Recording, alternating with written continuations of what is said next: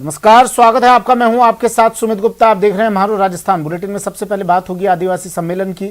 इसे लेकर जयपुर में देश भर से आदिवासी समाज के लोग जुटेंगे। इसमें सीएम गहलोत भी हिस्सा लेंगे। फिर बात होगी जवाबदेही यात्रा की। ये यात्रा जवाबदेही कानून पारित करने को लेकर आयोजित की गई है।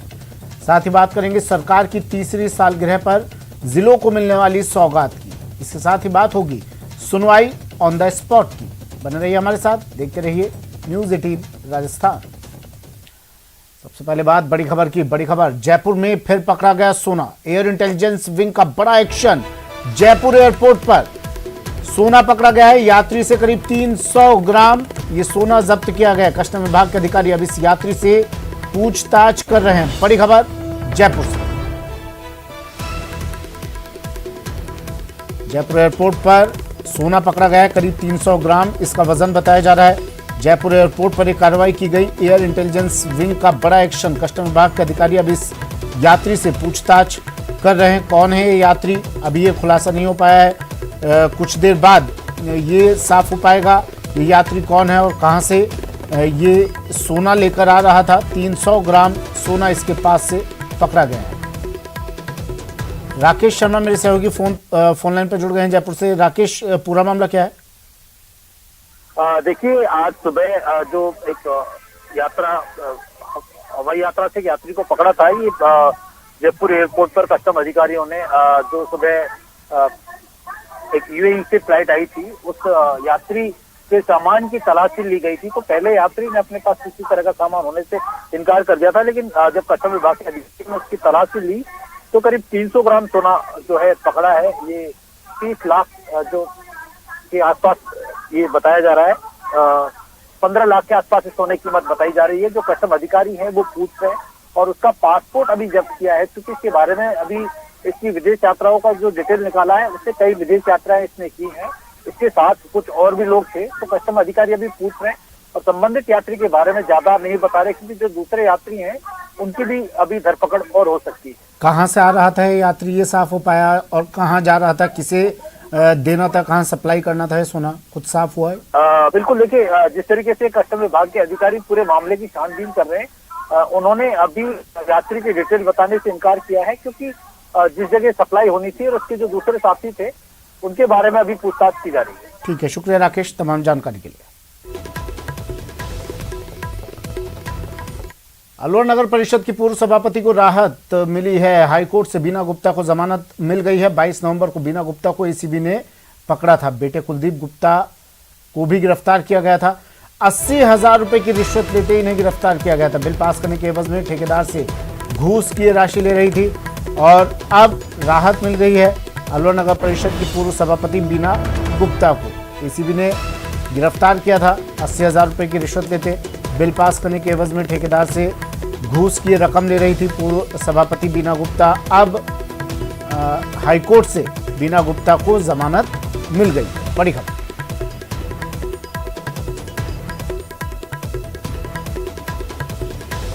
बिल पास करने के एवज में घूस की रकम ली जा रही थी। 80,000 रुपए रिश्वत ली जा रही थी और एसीबी ने तुरंत कार्रवाई करते हुए बीना गुप्ता को रंगे हाथों गिरफ्तार किया था। सचिन मेरे सहयोगी फोन लाइन पर हमारे साथ जुड़ गए हैं। सचिन, क्या पूरा मामला था ये? अब राहत तो मिल गई है खैर बीना गुप्ता को, मामला क्या था ये पूरा?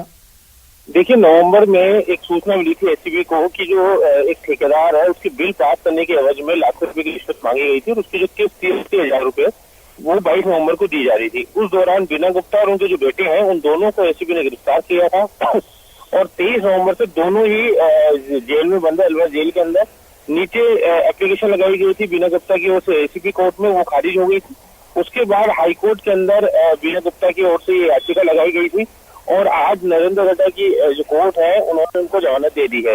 हालांकि उनके बेटे जो है उनकी तरफ से अभी भी कोई याचिका नहीं लगाई गई है। सर वो यही इंतजार कर रहे थे कि एक बार पहले जो मुख्य आरोपी, क्योंकि जो काम करना था वो बीना गुप्ता को करना था, सभापति बीना गुप्ता थी, ऐसे में पावर बिल पास करने की उनके पास थी, उनके बेटे उनके नाम पर रिश्वत ले रहे थे। ऐसे में जब मुख्य आरोपी को जमानत मिल गई है तो संभवतः 1 या 2 दिन में उनकी बेटी की तरफ से भी याचिका फाइल हो जाएगी और इस आधार पर वो भी कोर्ट से जमानत मांगेंगे। तो बड़ा मैटर है, सरकार जो कांग्रेस की वो इसका सिद्ध कर चुकी है निलंबित करने के बाद में 6 साल के लिए पार्टी से। और ठीक है, शुक्रिया सचिन तमाम जानकारी के लिए।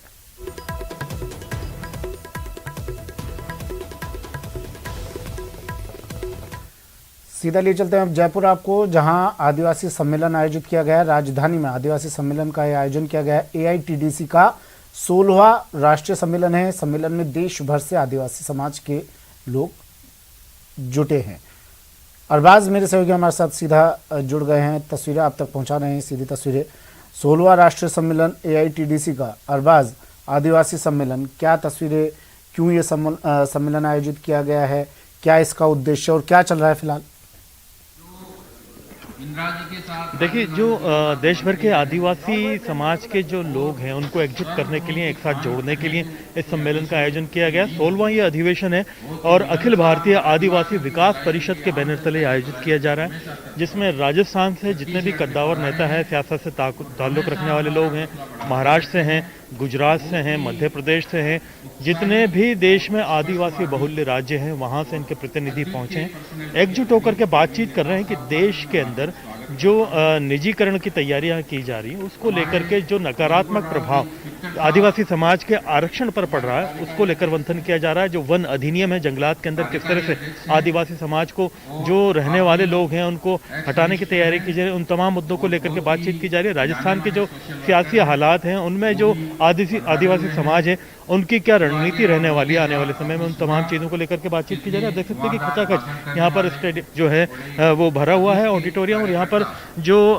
चिकित्सा मंत्री हैं प्रसादी लाल मीणा मौजूद हैं, नमो नारायण मंत्री जो नमो नारायण मीणा हैं, जो पूर्व मंत्री हैं केंद्रीय वन एवं पर्यावरण के, वो भी यहाँ पर मौजूद है। मंच पर कई जिम्मेदार लोग आए हुए हैं, महाराष्ट्र से जो पहले कैबिनेट मंत्री रहे हुए हैं, जो मध्य प्रदेश में रहे हुए हैं, और देश के अलग अलग हिस्सों से जुड़े हुए लोग हैं, वो यहाँ पर पहुंचे हुए हैं। मुख्यमंत्री अशोक गहलोत यहाँ पर पहुंचने वाले थे, उन्हें मुख्य अतिथि यहाँ पर बनाया गया था। हालांकि कुछ देर पहले उनका मैसेज यहाँ पर पहुंचा है कि तबीयत नासाज होने की वजह से वो नहीं पहुंच पाएंगे, लेकिन उन्होंने एक प्रतिनिधि मंडल यहाँ से शाम को अपने निवास पर बुलवाया, जो कि बातचीत करके जो भी विचार मंथन आज किया जाएगा उन चीजों को लेकर के चर्चा करेंगे।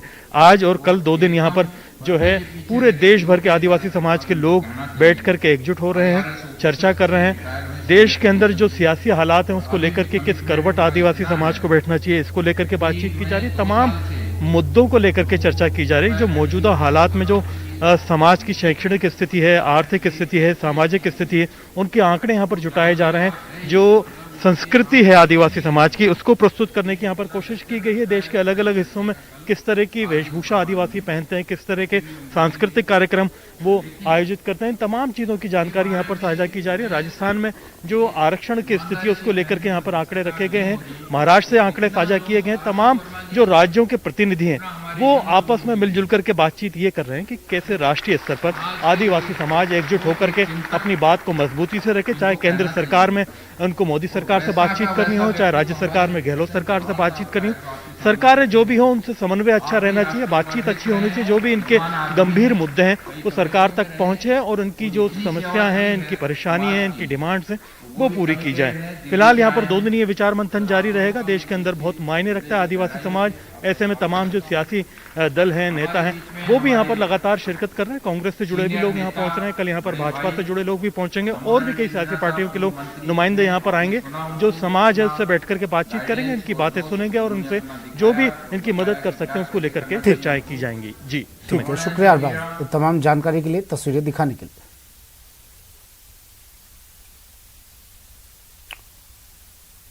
चलिए बढ़ते अगली खबर की ओर। पीसीसी ऑफिस में जनता दरबार, जयपुर पीसीसी ऑफिस में जनता दरबार, मंत्री धारीवाल यहां पहुंचे लोगों से फरियाद उनकी सुन रहे हैं, समस्याएं उनकी सुन रहे हैं और मौके पर ही समस्याओं का समाधान भी, निस्तारण करने के भी निर्देश दिए जा रहे हैं।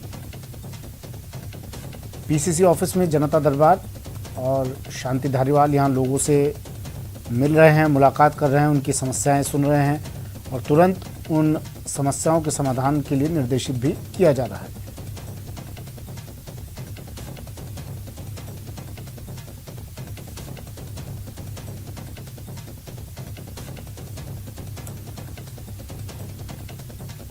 तो सरकार के साथ ये जनता दरबार, मंत्री धारीवाल मौजूद है यहाँ पर और ये एक पहल की गई और एक सार्थक पहल की गई और इस तरह की तस्वीरें हम लगातार देखते आ रहे हैं। कभी ओम बिरला आते हैं जब, तो वो जनता दरबार लगाते हैं। राजस्थान सरकार में कई मंत्री इस तरह जनता दरबार लगाते हैं और आज ये जनता दरबार पीसीसी ऑफिस में लगा है, जहां इस वक्त मंत्री शांति धारीवाल यहां पहुंचे लोगों से उनकी फरियाद सुन रहे हैं, उनकी समस्याएं सुन रहे हैं और कोशिश की जा रही है कि तुरंत उन समस्याओं का निस्तारण किया जाए। संबंधित विभाग को, संबंधित अधिकारी को तुरंत निर्देशित किया जा रहा है उस समस्या के समाधान के लिए। और बड़ी संख्या में लोग यहाँ पर पहुँचे हैं इस उम्मीद के साथ, इस आशा के साथ कि जो उनकी समस्या है पिछले कई दिनों से, महीनों से, सालों से लंबित पड़ी थी, उन समस्याओं का निस्तारण अब इस जनता दरबार के जरिए हो सकेगा।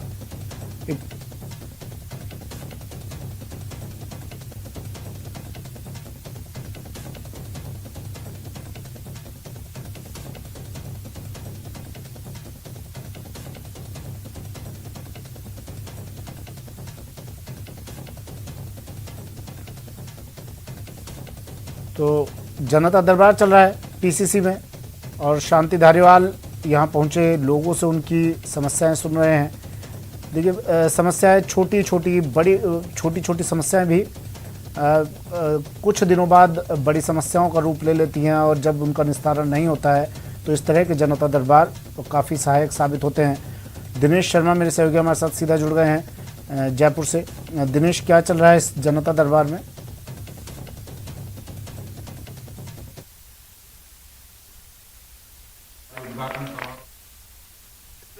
जो है वो जारी है। मंत्री शांति धारीवाल जो है वो जन सुनवाई कर रहे हैं यहाँ पर और धारीवाल के साथ ही पीसीसी के पदाधिकारी जो हैं वो भी यहाँ पर जन सुनवाई कर रहे हैं। 2 पदाधिकारी जो हैं पीसीसी के सचिव हैं जसवंत गुर्जर वो, और इसके साथ ही कुछ लोग जो हैं वो अपनी समस्याएं बताकर जो है आए हैं, उनसे हम बात करते हैं। आप देखिए बुजुर्ग यहाँ पर आ रहे हैं अपनी समस्याएं बताने के लिए, बात करते हैं।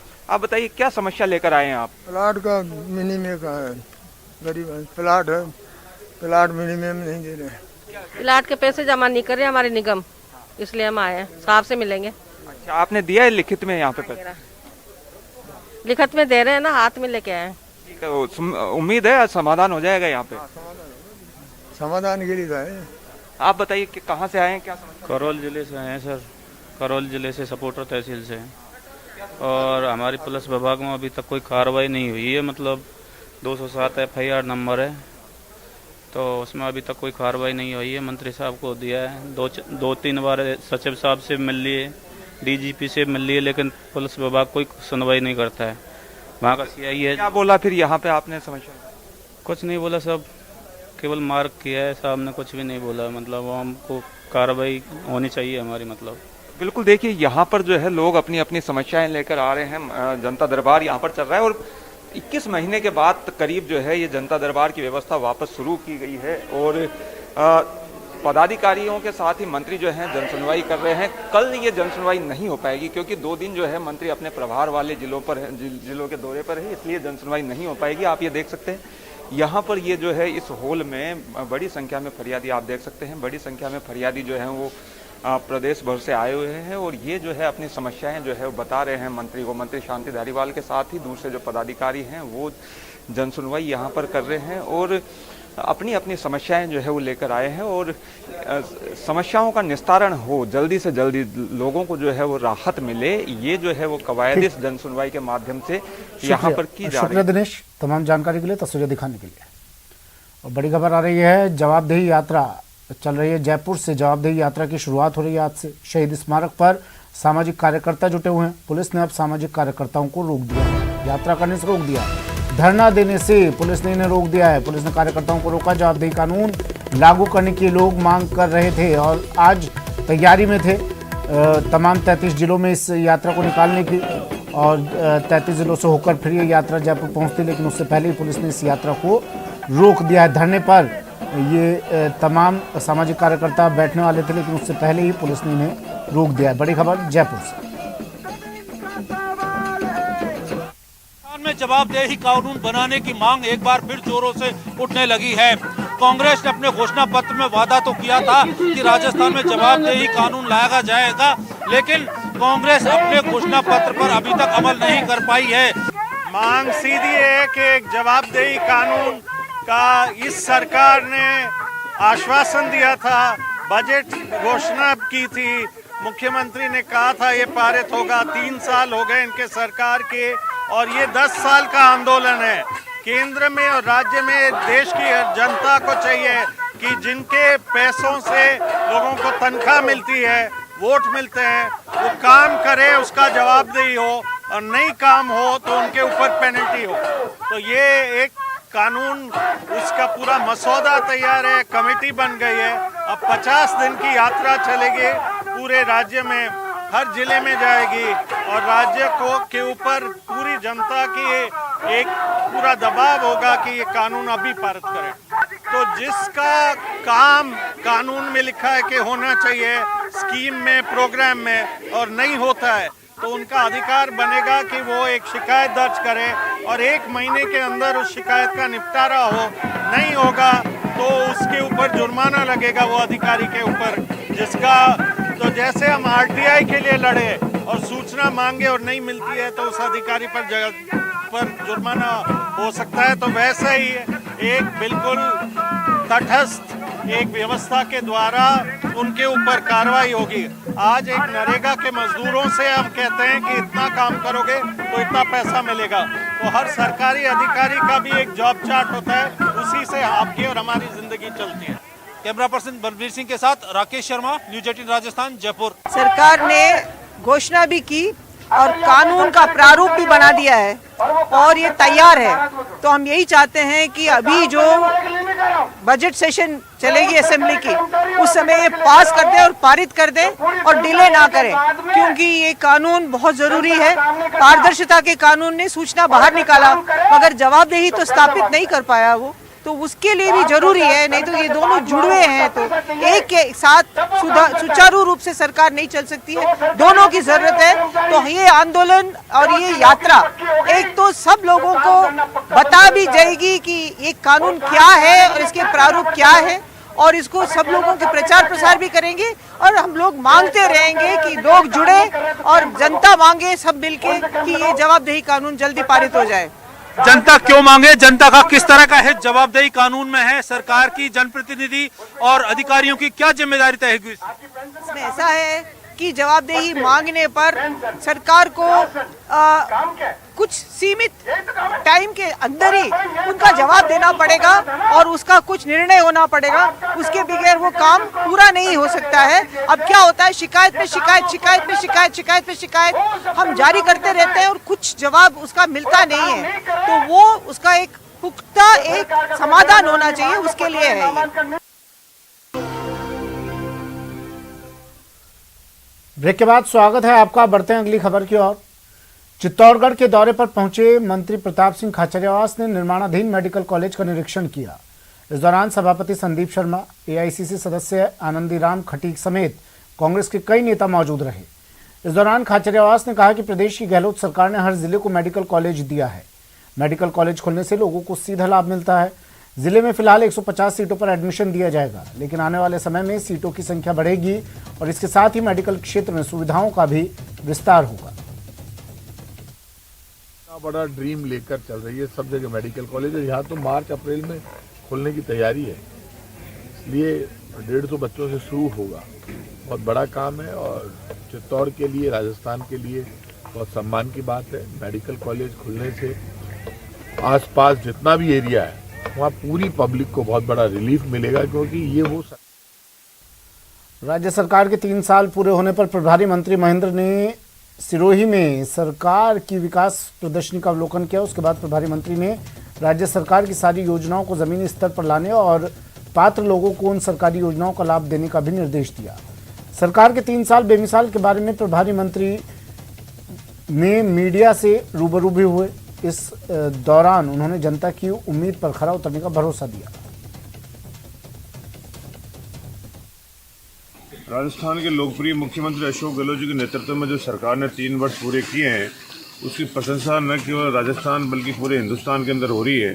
पहला साल पूरा किया तभी भी, दूसरा किया तभी भी, तीसरा किया तभी भी, और अभी 2 दिन से सीएम साहब ने अपने हाउस के अंदर सभी मिनिस्टर्स को, सभी अधिकारियों को बुलाकर जो योजनाओं का लोकार्पण, शिलान्यास किया है, उसी क्रम के अंदर आज हम सभी प्रभारी मंत्री अपने अपने प्रभार वाले जिलों के अंदर हैं आज पूरे राजस्थान के सारा मंत्रिमंडल बाहर है, खाली शांति धारीवाल जी जयपुर में पीसीसी के अंदर सुनवाई कर रहे हैं। और अब बात उन मंत्रियों की जो विकास कार्यों को लेकर एक्शन में दिखे। दरअसल राजस्व एवं उदयपुर जिला प्रभारी मंत्री रामलाल जाट आज उदयपुर दौरे पर रहे, जहां उन्होंने सरकार के 3 साल पूरे होने के खास मौके पर सूचना केंद्र पर विकास प्रदर्शनी का शुभारंभ किया। इस मौके पर शहर और देहात कांग्रेस के जनप्रतिनिधियों ने प्रभारी मंत्री का स्वागत किया।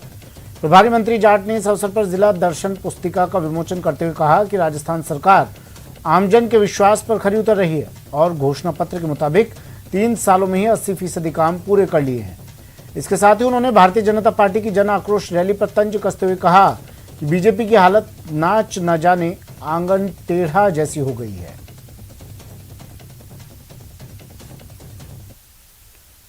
और अब खबर उदयपुर से, जहां कांग्रेस नेता नरपत सिंह का एक वीडियो जमकर वायरल हो रहा है। वायरल वीडियो में नरपत सिंह बोल रहे हैं कि उन्होंने कभी कांग्रेस को वोट नहीं दिया और कभी वोट देंगे भी नहीं। कांग्रेस नेता का यह बयान चर्चा का विषय बना हुआ है। बता दें कि न्यूज 18 राजस्थान इस वायरल वीडियो की पुष्टि नहीं करता है। मैं आज दिन तक कांग्रेस को वोट दिया भी नहीं और दूंगा भी नहीं, वो बात छोड़ दो। मैं आज दिन तक कांग्रेस को वोट दिया भी नहीं और दूंगा भी नहीं, वो बात छोड़ दो। मैं आज दिन तक कांग्रेस को वोट दिया भी नहीं और दूंगा भी नहीं, वो बात छोड़ दो। मैं आज दिन तक कांग्रेस को वोट दिया भी नहीं और दूंगा बोलती है नहीं सरकार नहीं, आपकी कांग्रेस सरकार। मैं ऐसा नहीं बोलता हूँ कि भाई भाजपा के कांग्रेस आपके कांग्रेस हर बार क्यों बोलते हैं।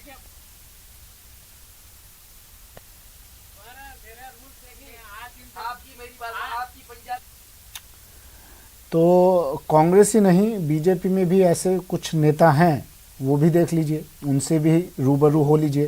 सांगनेर के विधायक अशोक लाहौटी का एक वीडियो वायरल हो रहा है, जिसमें वो सांगनेर की जनता के बीच खुद को हिस्ट्री शीटर बता रहे हैं, साथ ही प्रदेश सरकार को चेतावनी भी दे रहे हैं। लाहौटी का ये वीडियो सोशल मीडिया पर जमकर वायरल हो रहा है। हालांकि न्यूज 18 इस वीडियो की पुष्टि नहीं करता है। हम तो पुराने मुकदमे लग रहे हैं, कोई फर्क भी नहीं पड़ता।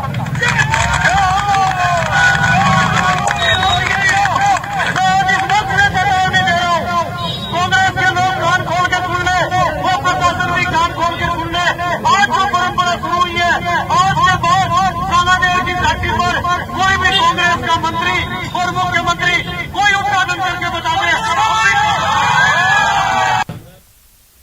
चलिए बढ़ते अगली खबर की ओर। राजस्थान विधानसभा के अध्यक्ष और नाथद्वारा विधायक डॉक्टर सीपी जोशी ने विधानसभा के रेलमगरा क्षेत्र को बड़ी सौगात दी है। जोशी ने सांसेरा से दरीबा के बीच में 46 हेक्टेयर जमीन पर रिको इंडस्ट्रियल एरिया विकसित करने की घोषणा की है। साथ ही क्षेत्र में 25 करोड़ रुपए से बनी सड़कों का उद्घाटन कर जनता को बड़ी सौगात दी है। प्रशासन गांव के संग अभियान के अंतिम शिविर में शिरकत करते हुए सीपी जोशी ने क्लास 9th और 10th में पढ़ने वाली उपखंड क्षेत्र की करीब 17 छात्राओं को साइकिल बांटी। समारोह में सीपी जोशी ने राजकीय उच्च माध्यमिक विद्यालय की मरम्मत के लिए पहली किस्त के रूप में 2 करोड़ रुपए, स्टेडियम निर्माण के लिए 1 करोड़ रुपए, मंदिर के सौंदर्यीकरण, बामनिया कला ग्राम पंचायत में 4 भुजा मंदिर पर बरामदा निर्माण, राजपुरा बामनिया कला और महदूरिया में पहले से बने 20-20 को भी उन्होंने सौगात देने की घोषणा की है। चुनाव होते हैं तो वार्ड पंच, सरपंच साहब, प्रधान साहब, प्रमुख साहब, जो पंचायत समिति के सदस्य, जिला परिषद के सदस्य हैं, उनका उत्तरदायित्व तो बनता है कि जो हम जनप्रतिनिधि के रूप में जो हमसे अपेक्षा की जाती है पंचायत के द्वारा, उनका हम निर्माण करने का काम कर रहे हैं, जनता की समस्या का निराकरण करने का काम कर रहे हैं। वक्त एक ब्रेक के बाद बताएंगे कहां पानी के लिए प्रदर्शन हुआ।